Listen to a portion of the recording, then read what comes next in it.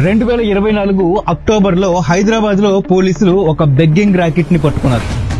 ఇందులో 23 మంది బెగ్గర్స్ ఉన్నారు. అందులో 8 మంది పిల్లలు ఉన్నారు. వీళ్ళు చెప్పిన దాని ప్రకారం వీళ్ళు రోజుకి 6 నుంచి 7 వేల రూపాయల వరకు సంపాదిస్తున్నారు. అంటే నెలకు చూసుకుంటే సుమారుగా 1.5 లక్షల నుంచి 2 లక్షల వరకు కేవలం భిక్షాటన చేసే వీళ్ళు సంపాదిస్తున్నారు. విజయవాడలో కూడా సేమ్ ఇలాంటి సంపాదనే. ఇక్కడ చైల్డ్ బెగ్గింగ్ మాఫియా రోజుకి వేలల్లో సంపాదిస్తుంది. ఇండియా వైడ్ గా చూస్తే లక్నోలో నెలకి 80,000 నుంచి 1 లక్ష వరకు, ముంబైలో రోజుకి 2,000 నుంచి 2,500 వరకు ఆయా ప్రాంతాల్లో ఉన్న బిచ్చగాళ్ల సంపాదన. ఒక్కసారి మీరు ఇమేజిన్ చేయండి, మీ జీతం కంటే ఎక్కువగా బెగ్గింగ్ ద్వారా వీళ్ళు సంపాదిస్తున్నారు. కానీ బానిసల్లాగా జీవిస్తున్నారు. రోజు మొత్తం అడుక్కున్న వేలకు వేలు సంపాదిస్తున్న వీరికి మిగిలేది మాత్రం కేవలం 2 రోటీలు మాత్రమే. మరి ఈ సంపాదన అంతా ఎక్కడికి వెళ్తుంది? బస్ స్టాండ్, వీధులు, ట్రాఫిక్ సిగ్నల్స్ రద్దీగా ఉండే ప్రతి చోట వీళ్ళు ఉంటారు. వీళ్ళలో చాలా మంది చంటి బిడ్డలతో కనిపిస్తూ ఉంటారు. కొంతమంది చంటి బిడ్డలు అంగవైకల్యంతో ఉంటారు. మరికొంతమంది పిల్లలు గాయాలతో ఉంటారు. వీళ్ళని చూసినప్పుడు మనకి చాలా సార్లు జాలి అనిపిస్తుంది. కానీ ఆ చంటి బిడ్డల్ని మీరు ఎప్పుడైనా గమనించారా? ఆ చంటి బిడ్డకు అయ్యేటువంటి గాయాలు ఎలా అయ్యాయో, వాళ్ళకి అంగవైకల్యం ఎలా వచ్చిందో అని ఎప్పుడైనా ఆలోచించారా? ఇంకొక విషయం, ఈ బిచ్చగాళ్లు ఒక మాఫియా ఆర్గనైజ్డ్ క్రైమ్ గా ఉన్నారని మీకు తెలుసా? ఎస్, ఈ రోజు మనం భిక్షగాళ్ల మాఫియా గురించి తెలుసుకోబోతున్నాం. ఇందులో దాగున్న చీకటి సత్యాలు, ముఖ్యంగా వీళ్ళ దగ్గరున్న చంటి బిడ్డలు వీళ్ళకి ఎలా వస్తారు, వాళ్ళకి అయ్యేటువంటి గాయాలు ఎలా అవుతాయో, ఈ మాఫియా చేతిలో చంటి బిడ్డలు ఎలా నలిగిపోతున్నారు అనేది తెలుసుకోబోతున్నాం. ఇది కేవలం రోడ్డు పైన ఉండే బిచ్చగాళ్ల గురించి కాదు. ఇది human trafficking, child trafficking, drugs అంతకంటే మల్టీ క్రోర్ ఇండస్ట్రీ కథ.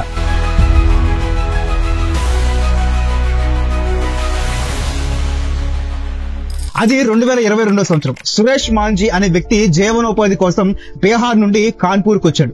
పని కోసం వెతుకుతూ అతను కాన్పూర్ లో యశోదా నగర్ స్లమ్ క్లస్టర్ లో నివాసం ఉంటున్నాడు. ఒకరోజు ఈ సురేష్ దగ్గరికి విజయ్ అనే వ్యక్తి వచ్చి పరిచయం అయ్యాడు. సురేష్ గురించి అన్ని వివరాలు తెలుసుకున్నాడు. సురేష్ పని కోసం వెతుకుతున్నాడని గమనించినటువంటి విజయ్, నా దగ్గర పనుంది, చేస్తావా అని చెప్పాడు. పని కోసం ఎదురు చూస్తున్న సురేష్ కి ఈ మాట చాలా సంతోషం అనిపించింది. చేస్తాను అని చెప్పాడు. సరే అయితే రేపు ఉదయాన్నే జక్కర్ కట్టి బ్రిడ్జ్ కిందకి రమ్మని చెప్పాడు. విజయ్ చెప్పినట్టుగానే తర్వాత రోజు జక్కర్ కట్టి బ్రిడ్జ్ కిందకి వెళ్ళాడు సురేష్. సురేష్ అక్కడికి చేరుకున్న వెంటనే వెనక నుంచి కొందరు వచ్చి సురేష్ ముఖానికి నల్లటి గుట్టతో ముసుగు వేసి కిడ్నాప్ చేసి వేరే ప్రాంతానికి తీసుకెళ్లిపోయారు. తర్వాత సురేష్ కి మత్తు మందులు ఇచ్చి స్పృహ కోల్పోయేలాగా చేసి అతని కళ్లల్లో కెమికల్స్ పోసి సురేష్ ని శాశ్వతంగా గుడ్డివాడిని చేశారు. ఇక్కడతో ఆగకుండా అతని చేతి వేళ్ళని కట్ చేసి శరీరంపై గాయాలు పెట్టారు. ఇవన్నీ దేనికి అంటే సురేష్ ని బిచ్చగాళ్లాగా మార్చడానికి. కొన్ని రోజుల తర్వాత బిచ్చగాళ్లాగా మార్చిన సురేష్ ని కిడ్నాపర్లు 70,000 రూపాయలకి బెగ్గింగ్ మాఫియాలోని ఒక మహిళకి అమ్మేశారు. ఆ మహిళ నుండి రాజ్ అనే వ్యక్తి సురేష్ ను గోరఖ్ధామ్ ఎక్స్ప్రెస్ లో కూర్చోబెట్టి ఢిల్లీ తీసుకొచ్చాడు. ఢిల్లీకి వచ్చిన తర్వాత ఒక రద్దీ ప్రాంతంలో సురేష్ ని వదిలి అడుక్కుని డబ్బులు సంపాదించాలని బలవంతం చేశారు. ఇలా రోజంతా అడుక్కున్నందుకు సురేష్ కి కేవలం 2 రోటీలు మాత్రమే ఇచ్చేవాళ్లు. ఇది ఒక రోజుతో పోలేదు, ప్రతిరోజు ఇదే కంటిన్యూ అవుతుంది. సింపతి కోసం బలహీనంగా కల్పించాలనే ఉద్దేశంతో రోజుల తరబడి సురేష్ కి తిండి పెట్టకుండా హింసించేవాళ్లు. దానికి తోడు సురేష్ గాయాలు మానకుండా మానుతున్నటువంటి గాయాల పైన బ్లేడ్లతోనూ చాకులతోనూ కోసేవాళ్లు. శరీరంలో మళ్లీ కెమికల్ ఇంజెక్షన్లు పెడుతూనే ఉండేవాళ్లు. కాలక్రమేణా ఆ క్రూరత్వం మరింత పెరిగింది. సురేష్ శరీరం ఆ టార్చర్ తట్టుకోలేని స్టేజ్ కి వచ్చేసింది. అతని పరిస్థితి దారుణంగా మారింది. అతను బయటకు వెళ్లి భిక్ష అడగలేని స్థితికి చేరుకున్నాడు. అతన్ని కొనుగోలు చేసిన వాళ్ళు ఈ పరిస్థితిని గమనించి సురేష్ కి రీప్లేస్మెంట్ కోసం ప్రయత్నాలు మొదలుపెట్టారు. సురేష్ ని ఢిల్లీకి తీసుకొచ్చిన రాజ్ అనే వ్యక్తిని పిలిపించి సురేష్ ని మళ్లీ కాన్పూర్ కి పంపించేశారు. రాజ్ సురేష్ కి మొదట పరిచయమైన విజయ్ కి అప్పగించాడు. సురేష్ పరిస్థితి దీనంగా ఉన్నప్పటికీ కూడా కనికరం లేకుండా కాన్పూర్ లో బలవంతంగా భిక్షం అడిగించే పనిని కొనసాగించారు. సురేష్ ని ఉదయం నుంచి సాయంత్రం వరకు ఒక్క బ్రేక్ కూడా లేకుండా నగరంలోని మెయిన్ చౌరస్తాలో నిలబెట్టేవాళ్లు. అతను ఆ పరిస్థితిలో కూడా రోజంతా భిక్షం అడిగి సేకరించిన మొత్తం డబ్బుని అతను కిడ్నాప్ చేసిన వాళ్లే తీసుకునేవాళ్ళు. కొన్ని నెలల తర్వాత సురేష్ ఆరోగ్యం మరింత దెబ్బతింది. అతను పనికిరాడు అనే భావించిన ఈ కిడ్నాపర్స్ అతన్ని రోడ్డు మీద వదిలేసి వెళ్లిపోయారు. నానా కష్టాలు పడ్డ తర్వాత ఎలాగోలా సురేష్ తన స్వస్థలానికి చేరుకున్నాడు. కానీ అతని పరిస్థితి ఎంత దారుణంగా ఉందంటే ఇంటికి చేరిన తన కుటుంబ సభ్యులే అతన్ని గుర్తుపట్టలేకపోయారు. ఇప్పుడు చెప్పిన స్టోరీ ఏదో కల్పిత కథ కాదు ఫ్రెండ్స్, బెగ్గింగ్ మాఫియాలో జరిగే వాస్తవం. అసలు ఇప్పుడు ఈ కథలో చెప్పుకున్నటువంటి సురేష్ ఎలా ఉన్నాడో చూస్తారా? చూడండి.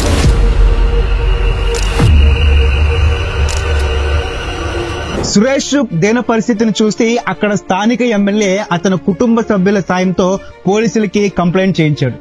దీంతో ఈ విషయం పబ్లిక్ లోకి వెళ్ళింది. ఇక్కడ సురేష్ ఒక్కడే కాదు, రోడ్డు మీద మనకి కల్పించే చాలా వరకు బెగ్గర్స్ ఇలా అక్రమంగా హ్యూమన్ ట్రాఫికింగ్ చేసి బలవంతంగా అడుక్కునేలాగా చేస్తున్న వాళ్లే. ఎన్సీఆర్బీ 2020 లెక్కల ప్రకారం హ్యూమన్ ట్రాఫికింగ్ లో 7,134 విక్టిమ్స్ ఉన్నారు. వీరిలో 551 మంది లేబర్ పేరుతో హ్యూమన్ ట్రాఫికింగ్ ద్వారా begging మాఫియాకి అమ్మివేయబడుతున్నారు.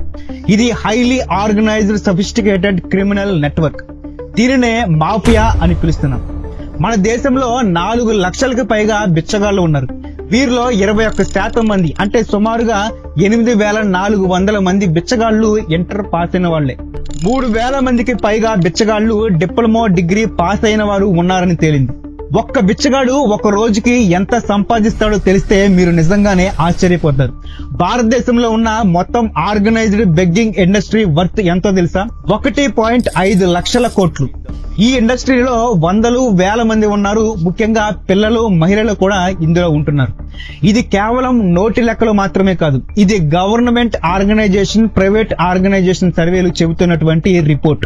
2021లో institute for human development, department of social welfare Delhi ఒక జాయింట్ రిపోర్ట్ ని విడుదల చేశాయి. ఈ రిపోర్ట్ లో అసలు భిక్షాటన వెనుక ఉన్న కారణాలపైన పెద్ద స్థాయిలో రీసెర్చ్ జరిగింది. దాంతో తెలిసింది ఏంటంటే భిక్షాటనకు 2 ప్రధాన కారణాలు ఉన్నాయి. ఒకటి పరిస్థితులు ఆర్ హెల్ప్లెస్, రెండోది చాయిస్. ఎవరైతే అడుక్కుంటున్నారో వారిలో చాలా మంది వరకు కూడా పరిస్థితుల కారణంగానే బెగ్గర్స్ గా తయారవుతున్నారు. దాదాపుగా 62% మంది తీవ్ర పేదరికం వల్ల, 45% మంది నిరుద్యోగం వల్ల, 24% మంది వృద్ధాప్యం, అంగవైకల్యం లేదా అనారోగ్యాల వల్ల అడుక్కుంటున్నారు. ఇక 12% మంది ఈజీ మనీ కోసం అడుక్కుంటున్నారు. 6% మంది భర్తను కోల్పోయిన విధవలు అడుక్కుంటున్నారు. ఇక 3% మంది డ్రగ్స్, ఇతర వ్యసనాలకి బానిసలయ్యి అడుక్కుంటున్నారు. కోవిడ్-19 లాక్డౌన్ కారణంగా ఉద్యోగాలు కోల్పోయిన చాలా మంది కూడా ఈ వరుసలో చేరారు. వీళ్ళంతా గతి లేక తప్పనిసరి పరిస్థితుల్లో బెగ్గర్స్ గా మారితే మరికొంతమంది దీనిని చాయిస్ గా ఎంచుకుని భిక్షాటన చేస్తున్నారు. వీరిలో దాదాపుగా 12% మంది దీన్ని ఈజీ మనీగా భావిస్తున్నారు. అంటే పెట్టుబడి లేని వ్యాపారం, శ్రమ లేని ఉద్యోగం లాగా అన్నమాట. 7% మంది అలవాటు వల్ల చేస్తున్నారు. 6% మంది వారసత్వంగా చేస్తున్నారు. కొందరు ఆధ్యాత్మిక మత కారణాలతో అంటే దీక్షలాగా ఈ భిక్ష చేస్తున్నారు. ఈ సర్వేలోనే మరొక ఆసక్తికరమైన విషయం బయటపడింది. దాదాపుగా 20% మంది భిక్షాటనతో పాటు ఇతర పార్ట్ టైం పనులు కూడా చేస్తున్నారు. కొంతమంది కూలి పనులు చేస్తున్నారు, మరికొంతమంది చిట్టు కాగితాల సేకరణ, రిక్షా నడపడం, security guard, boot polish, car శుభ్రం చేయడం, హెల్పర్ పనులు వంటివి చేస్తున్నారు. కానీ ఇవి ప్రతిరోజు ఉండవు, ఆదాయం కూడా చాలా తక్కువ. అందుకే ఈ పని అయిన తర్వాత వీళ్ళు మళ్లీ తిరిగి భిక్షాటనకి వెళ్లిపోతారు. ఇప్పుడు భిక్షగాళ్ల ఆదాయం గురించి మాట్లాడుకుందాం. సోషల్ మీడియాలో చాలా అపోహలున్నాయి. చాలా మంది అనుకుంటారు భిక్షగాళ్లు రోజుకి బోలెడంతా సంపాదిస్తారని. వీళ్ళు సంపాదించడం వరకు కరెక్టే, కానీ వీళ్ళు రోజంతా సంపాదించిన ఆ డబ్బంతా వీళ్ళ చేతిలోకి రాదు. ఈ బెగ్గింగ్ మాఫియా చేతిలో ఇరుక్కుపోయి అడుక్కుంటున్న భిక్షగాళ్ల రోజువారీ సంపాదన ఎంతో చూస్తే 32% మందికి రోజుకి 100 కన్నా తక్కువే సంపాదిస్తున్నారు. 33% మంది రోజుకి 100 నుంచి 200 మధ్య సంపాదిస్తున్నారు. 22% మంది రోజుకి 200 నుంచి 400 మధ్య సంపాదిస్తున్నారు. కేవలం 1% మంది మాత్రమే 400 కంటే ఎక్కువ సంపాదిస్తున్నారు. అంటే నెలకి లెక్కేస్తే చాలా మంది 3 నుంచి కేవలం 6,000 మించి సంపాదించలేరు. ఒక అన్స్కిల్డ్ లేబరు నెలకి 10 నుంచి 15,000 సంపాదిస్తాడు. వాళ్లతో పోలిస్తే ఈ భిక్షకుల సంపాదన చాలా చాలా తక్కువ. మరి ఎంత తక్కువ డబ్బులు వస్తున్నప్పటికీ వీళ్ళు ఎందుకు అడుక్కుంటున్నారు అంటే ఇక్కడే మరొక కఠినమైన నిజం దాగి ఉంది. ఈ ఉచ్చులో ఇరుక్కున్నాక బయటపడటం అసంభవం. చాలా మంది వాళ్ళు సంపాదించిన డబ్బుల్ని వాళ్ళ సొంతానికి వాడుకోలేరు. వారు రోజు మొత్తం సంపాదించిందంతా మాఫియా ఆర్ గ్యాంగ్ లీడర్లకి అప్పగించాలి. ఈ మాఫియా నెట్వర్క్ ని అర్థం చేసుకోవాలంటే ముందుగా భిక్షగాళ్ళని ఎలా రిక్రూట్ చేస్తారో తెలుసుకోవాలి. ఆర్గనైజ్డ్ బెగ్గింగ్ రిగ్ లో ఉన్న మాఫియా బలహీనులని టార్గెట్ చేస్తుంది. వీళ్ళ ప్రైమ్ టార్గెట్ చిన్నపిల్లలు. అనేక మంది పిల్లల్ని కిడ్నాప్ చేసి ట్రాఫికింగ్ చేసి భిక్షాటన చేసేలాగా మారుస్తారు. పేద కుటుంబాలని ఎంచుకొని పని కోసం పిల్లల్ని తీసుకెళ్తున్నామని చెప్పి వాళ్ళకి ఫేక్ ప్రామిసులు చేసి మభ్యపెట్టి వారి దగ్గర నుంచి పిల్లల్ని మాఫియాకి అప్పగించేస్తారు. ఇది మన సైడ్ చాలా తక్కువే గాని నార్త్ లాంటి స్టేట్స్ లో ఇది చాలా సర్వసాధారణం. ఇండియాలో ప్రతి సంవత్సరం సుమారుగా 60,000 మంది పిల్లలు కనిపించకుండా పోతున్నారు. ఇలా కనిపించకుండా పోయిన పిల్లల్లో చాలా మందిని భిక్షాటంలోకి నెట్టేస్తున్నారు. కొన్ని గ్యాంగులు తినడానికి తిండి లేక అలమటిస్తున్న కుటుంబాలని ఎంచుకొని వారికి డబ్బు ఆశ చూపించి వారి పిల్లల్ని అద్దెకి తీసుకొని బిచ్చమెత్తిస్తారు. ఇది మన ఆంధ్రప్రదేశ్ లో కూడా జరుగుతుంది. ఈసారి మీకు ఎప్పుడైనా చంటి బిడ్డతో ఉన్న భిక్షగాళ్లు కనపడితే వారిని ఒకసారి జాగ్రత్తగా గమనించండి. ఆ బిడ్డ నిజంగా వాళ్ళ బిడ్డేనా అంటే చాలా వరకు వారి సొంతం కాదు. ఎన్సీఆర్బీ 2021 డేటా ప్రకారం 44% మంది పిల్లలు ట్రాఫికింగ్ విక్టిమ్స్. రోజుకి 8 మంది పిల్లలు ట్రాఫికింగ్ కి గురవుతున్నారు. 2019లో దేశవ్యాప్తంగా 73,138 మంది పిల్లలు మిస్సింగ్ అయ్యారు. ఇక తెలుగు రాష్ట్రాల్లో చూస్తే హైదరాబాద్ లో 2025 ఆగస్టులోనే సైబరాబాద్ పోలీసులు ట్రాఫికింగ్ కి గురైన 7 పిల్లల్ని జార్ఖండ్ నుంచి రెస్క్యూ చేశారు. అందులో 6 ఆడపిల్లలు ఉన్నారు, ఒక మగపిల్లడు ఉన్నాడు. 2025 మార్చిలో విజయవాడలో పోలీసులు స్పెషల్ ఆపరేషన్ చేసి 3 చంటి బిడ్డల్ని కాపాడారు. ఈ ర్యాకెట్ కింగ్ పింగ్ సరోజినితో పాటు మరొక 3 అరెస్ట్ చేశారు. కాకపోతే ఈ చంటి బిడ్డల్ని బెగ్గింగ్ కోసం కిడ్నాప్ చేయలేదు, అది వేరే స్టోరీ. ఇలా కిడ్నాప్ చేసిన పిల్లల్ని ఆడపిల్లలైతే 3 లక్షలకి, మగపిల్లోడైతే 5 లక్షలకి అమ్మేస్తున్నారు. కిడ్నాపే కాకుండా పేద కుటుంబాల నుంచి పిల్లల్ని కొనుగోలు చేస్తారు.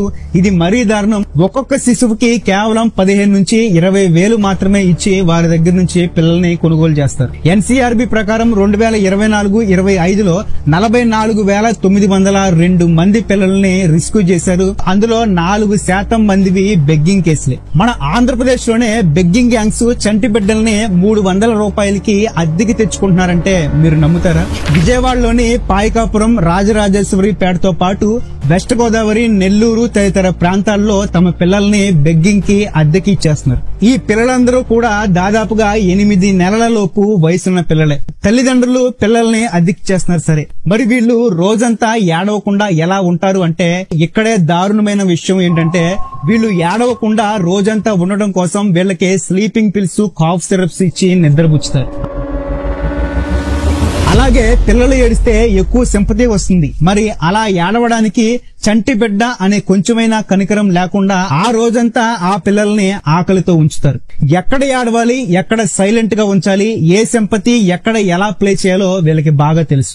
మరొక ఉదాహరణ, కలకత్తా కేంద్రంగా ఉన్న ఒక బెగ్గింగ్ రింగ్ లో బంగ్లాదేశ్ అండ్ ఇండియన్ మెంబర్స్ కలిసి 8 ఏళ్ల లోపు చిన్నారుల్ని గ్రామీణ ప్రాంతాల నుంచి కిడ్నాప్ చేసి రైల్వే స్టేషన్లు, బస్టాండ్ల దగ్గర భిక్షాటన చేయించేవాళ్ళు. ఒక కేసులో శిశువులకి కాఫ్ సిరప్ తాగించి మత్తులో ఉంచేవాళ్లు. ఇది ఖచ్చితంగా చైల్డ్ ట్రాఫికింగ్ అవుతుంది. ఈ పిల్లలకి చదువు గురించి, భవిష్యత్తు గురించి, వారి బేసిక్ రైట్స్ ఏవి కూడా వాళ్ళకి తెలియదు. ఈ హ్యాండ్లర్స్ పిల్లలకి ఎలాంటి తిండి పెట్టరో ఆకలితో ఉంచి సన్నగా, బలహీనంగా, ఏడుస్తూ కనిపించేలాగా చేస్తారు. ఇలా చేస్తే ప్రజలు వారిని చూసి సానుభూతితో ఎక్కువ డబ్బులు ఇస్తారని.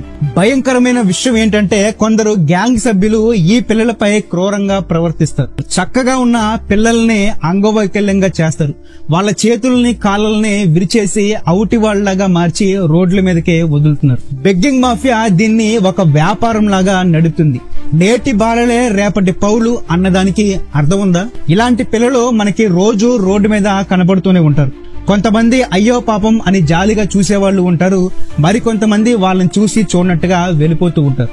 కొంతమంది లాభపడడానికి ఇంతమంది పిల్లలు వారి జీవితాలని నాశనం చేసుకోవాలా, వారి శరీరాల్ని త్యాగం చేయాలా, ప్రతిరోజు హింసకి గురవ్వాలా, డ్రగ్స్ ఇతర వ్యసనాలు లాంటివి ఎలా కంట్రోల్ చేస్తారో ఈ బెగ్గింగ్ ని కూడా అలాగే కంట్రోల్ చేయాల్సిన అవసరం ఉంది. ఇంకొక విషయం, ఈ గ్యాంగులు ప్రాంతాలని పంచుకుంటారు. ఏ ఏరియాలో ఎక్కువ డబ్బులు వస్తాయో వీరికి బాగా తెలుసు.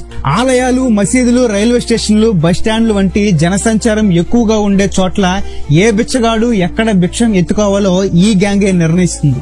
ఇంకొక విషయం, ఈ గ్యాంగ్ లోని వ్యక్తులు కాకుండా బయట నుంచి ఎవరైనా స్వతంత్రంగా భిక్షం ఎత్తుకోవడానికి వస్తే వీళ్ళు ఏ మాత్రం ఒప్పుకోరు, వాళ్ళ మీద దాడులు కూడా చేస్తారు. చెన్నైలో ఒక బెగ్గింగ్ ర్యాకెట్ పట్టుబడింది. అక్కడ మహిళా బెగ్గర్స్ కాషాయ దుస్తులు ధరించి ఆలయాల ముందు అడుక్కుంటున్నారు. ఆ తర్వాత అదే మహిళలు కాస్ట్యూమ్స్ మార్చి ముస్లిం బుర్కాలు ధరించి మసీదుల ముందు భిక్షమెత్తుకుంటూ ప్రజల్ని చీట్ చేస్తున్నారు. ప్రజల జాలి దయని వీళ్ళు క్యాష్ చేసుకుంటున్నారు. ఇక్కడ ఇంకొక కేసు బయటపడింది. 2010లో ఒక వార్త వెలుగులోకి వచ్చింది. ఇందులో 13 ఏళ్ల బాలుడు చెప్పింది ఏంటంటే, ఒకరోజు ట్రాఫిక్ సిగ్నల్ వద్ద అడుక్కుంటున్న సమయంలో భారీ వర్షం పడిందని, అప్పుడు తన చేతిలో 8 నెలల చిన్నారి కూడా ఉందని, వర్షం పడడంతో పక్కనే ఉన్న ఒక చెట్టు కింద నిలబడ్డానని, అప్పుడు ఆ దృశ్యం చూసి చలించిపోయిన ఒక మహిళ తనకి 100 రూపాయలు ఇచ్చిందని, కానీ ఆ తర్వాత ఏమైందంటే మిగిలిన భిక్షగాళ్లు, వారి గ్యాంగ్ లీడర్స్ ఇది గ్రహించి ఇది ఒక ఎమోషనల్ మ్యానిపులేషన్ టెక్నిక్ అని భావించి అప్పటి నుంచి కూడా చిన్నపిల్లల్ని కావాలనే వర్షంలో చలిలో బయటకు పంపించి భిక్షం ఆడించేవాళ్ళు. ఈ కారణం చేత 2 ఏళ్ల పూజ అనే బాలిక వర్షంలో తడిసి చలికి తట్టుకోలేక మరణించింది. మరొక వైపు 14 ఏళ్ల జావీద్ కథ చూస్తే, ఢిల్లీలోని పాత హనుమాన్ ఆలయం దగ్గర భిక్షమాడుతూ రోజుకి 10 నుంచి 20 రూపాయలు సంపాదిస్తూ ఉండేవాడు. కానీ అందులో ఎక్కువ భాగం తన స్నేహితుడికే ఇస్తాడు. ఎందుకంటే అతను తనకు డ్రగ్స్ సరఫరా చేస్తాడు. ముందు పిల్లలకే డ్రగ్స్ అనేవి అలవాటు చేస్తారు. దానికి బానిసయి అప్పుల్లో పడిపోయిన తర్వాత వీళ్ళు మాఫియా చేతుల్లోకి వెళ్ళిపోతారు. ఆ తర్వాత వీళ్ళు చెప్పినట్టుగా చేయాల్సిన పరిస్థితి వస్తుంది. 2023లో హైదరాబాద్ లో 28 ఏళ్ల అనిల్ పవర్ అనే వ్యక్తిని పోలీసులు పట్టుకున్నారు. అతను భిక్షగాళ్ళని రిక్రూట్ చేసి పోస్ట్ ఏరియాల్లో భిక్షమాడమని పంపేవాడు. సాయంత్రానికి వారి నుంచి 6,000 వరకు కలెక్ట్ చేసుకుని వారికి కేవలం 200 రూపాయలు మాత్రమే ఇచ్చేవాడు. 2009లో బెంగళూరులో ఒక వింత కేసు జరిగింది. ఒక ఆయా ధనిక కుటుంబంలో పిల్లల్ని చూసుకునేది. ఆ పిల్లల పేరెంట్స్ ఆఫీసులకి వెళ్లిపోయిన తర్వాత ఆ పిల్లలకి పాత బట్టలు, చిరిగిపోయిన బట్టలు వేసి డ్రగ్స్ ఇచ్చి ఆ పిల్లల్ని రోజుకి 1000 రూపాయలకి అద్దెకిచ్చేది. వారి తల్లిదండ్రులు వచ్చే సమయానికి మళ్లీ పిల్లల్ని ఇంటికి తీసుకొచ్చేసేది. ఇది విన్నాక మీకు ఏమర్థమవుతుంది? ఆర్గనైజ్డ్ బెగ్గింగ్ మాఫియా ప్రభావం ఎంత దూరం వరకు వ్యాపించిందో అనేది అర్థమవుతుంది. ప్రభుత్వం ఏం చేస్తుంది? ఇంత పెద్ద మాఫియా చాప కింద నీరులాగా పాగుతుంటే, వాళ్ల కింద అనేక మంది జీవితాలు ఆవిరవుతుంటే దీనిని అరికట్టాల్సిన అవసరం లేదా? స్వతంత్ర భారతదేశంలో భిక్షాటనపై వచ్చిన మొదటి చట్టం Bombay prevention of begging act 1959. ఈ చట్టం ప్రకారం ఎవరైనా భిక్షాటన చేస్తూ పట్టుబడితే వారికి 10 సంవత్సరాల వరకు జైలు శిక్ష విధించేవారు. ఈ చట్టం కింద చీఫ్ కమిషనర్ భిక్షాటన చేసేవారిని అదుపులోకి తీసుకుని ఒక ఇన్స్టిట్యూట్ లో పెట్టి ఆ వ్యక్తి మారేంత వరకు కూడా అక్కడే ఉంచగలడు. అయితే ఈ చట్టం తెచ్చిన తర్వాత మరికొంతమంది కోర్టులో పిటిషన్ వేయడం మొదలెట్టారు. ఇలా భిక్షగాళ్ళని ఏ నేరం చేయకుండా ఇలా బంధించడం అనేది హ్యూమన్ రైట్స్ కి వ్యతిరేకమని. అసలు సమస్య ఏంటంటే, భిక్షాటన మాఫియాల పైన ఎలాంటి చర్యలు తీసుకోకుండా మొత్తం శిక్షని ఈ పేద భిక్షకులకే పడేలాగా చేయటం అనేది కరెక్ట్ కాదు. ఈ భిక్షకులు కూడా బాధితులే, కానీ మాఫియాలు మాత్రం ఎటువంటి శిక్షకి గురి కావట్లేదు. అందుకే చాలా మంది ఈ చట్టాన్ని విమర్శించారు. అందుకే 2018లో ఢిల్లీ హైకోర్టు ఈ చట్టంలోని కొన్ని భాగాలని రాజ్యాంగం విరుద్ధమని ప్రకటించింది. భిక్షాటనని నేరంగా పరిగణించకూడదు అని చెప్పింది. కోర్టు అభిప్రాయం ప్రకారం ఎవరు ఇష్టంతో రోడ్డుపైన భిక్షం అడగరు, కానీ అది బతకటానికి ఒక చివరి మార్గం కావడం వల్లే వీళ్లు భిక్షం అడగాల్సిన పరిస్థితి వచ్చిందని కోర్టు అభిప్రాయపడింది. ప్రతి పౌరుడికి అవసరమైన ప్రాథమిక సౌకర్యాలు ఇవ్వడం ప్రభుత్వ బాధ్యత అని చెప్పింది. అయితే మహారాష్ట్రలో మాత్రం ఈ రోజుకి కూడా భిక్షం అడగటం అనేది నేరంగా పరిగణిస్తారు. ప్రతి రాష్ట్రం కూడా ఇలాంటి చట్టాలని కొనసాగిస్తుంది. కేంద్ర ప్రభుత్వం ఇప్పటి వరకు నేరుగా భిక్షాటనపై ఎటువంటి చట్టం చేయలేదు. అయితే 2015లో వచ్చిన juvenile justice protection of children చట్టం ప్రకారం పిల్లలతో భిక్షం అడిగించడం లేదా పిల్లల్ని ఉపయోగించి భిక్షం అడగటం నేరం. భిక్షాటనపై పూర్తిగా నిషేధం విధించాలని 2021లో సుప్రీంకోర్టులో పిటిషన్లు వేశారు. కానీ సుప్రీంకోర్టు దీనికి అంగీకరించలేదు. కారణం ఇది ఒక సామాజిక ఆర్థిక సమస్య అని ఢిల్లీ హైకోర్టు చెప్పింది. అయితే ఇప్పటి వరకు మనం చెప్పుకున్నదంతా కూడా ఆర్గనైజ్డ్ బెగ్గింగ్ మాఫియాలో ఉన్న బాధితుల గురించి. అయితే భిక్షాటన చేసే వాళ్ళందరూ కూడా ఈ బెగ్గింగ్ మాఫియాలో సభ్యులు కాదు. పరిస్థితులు, పేదరికం, ఎటువంటి ఆధారం లేక భిక్షాటన చేసే వాళ్ళు కూడా ఉన్నారు. వేలల్లో నెలకి లక్షల్లో సంపాదిస్తున్న వాళ్ళు కూడా ఉన్నారు. ఇప్పుడు మనం చేయాల్సిందేంటి? ఎంకరేజ్మెంట్ అనేది తగ్గించాలి. వాళ్ళ పరిస్థితి చూసి జాలి వేస్తుంది. అలా అని డబ్బులు ఇవ్వకండి. బిచ్చగాళ్ళకి సాయం చేయొచ్చు. దానికి మరెన్నో మార్గాలు ఉన్నాయి. కడుపు నిండా భోజనం పెట్టండి. అదే విధంగా మీ దగ్గర ఉన్నటువంటి బట్టలు, మందులు లాంటివి కూడా ఇవ్వచ్చు. ఇవి వారికి మాత్రమే ఉపయోగపడతాయి. దీంతో పాటు ఇంకొక పని కూడా చేయాలి. రోడ్డు పైన పిల్లలు భిక్ష అడుగుతున్నట్టు చూసినా, వాళ్ళు గాయాలతో కనిపించినా, ఎవరైనా పిల్లలు మత్తులో ఉన్నట్టుగా కనిపించినా వెంటనే పోలీసులకి సమాచారం ఇవ్వండి. అలాంటి వాళ్ళని రక్షించిన వాళ్ళం అవుతాం. మీరు వేసేది ₹1, కానీ వారి జేబుల్లో లక్షలు పడతాయి. ఆ లక్షల సంపాదన వెనుక చిన్నపిల్లల ఆర్తనాదాలుంటాయి. ఆ చీకట్లో వారి జీవితాలు కొవ్వొత్తుల్లాగా కరిగిపోతూ ఉంటాయి. ఇది ఒక బెగ్గింగ్ మాఫియాలో కొంత భాగం మాత్రమే. ఈ బెగ్గింగ్ మాఫియా గురించి చెప్పాలంటే చాలా చరిత్ర దాగి ఉంది. అనేక సత్యాలు కూడా దాగి ఉన్నాయి. అవన్నీ కూడా మీడియాలో చెప్పలేనంత దారుణంగా కూడా ఉన్నాయి. ఇది బెగ్గింగ్ మాఫియా గురించి. ఇక దీని మీద మీరేమంటారు? ఇలాంటి విషయాల్ని ఎప్పటికప్పుడు మీ ముందు పెడుతూ మిమ్మల్ని చైతన్యవంతుల్ని చేయడానికి నేను ఎప్పుడు సిద్ధంగానే ఉంటా. ఎందుకంటే సత్యం బయటకు రావాలంటే ఎవరో ఒకరు మాట్లాడాలి కదా.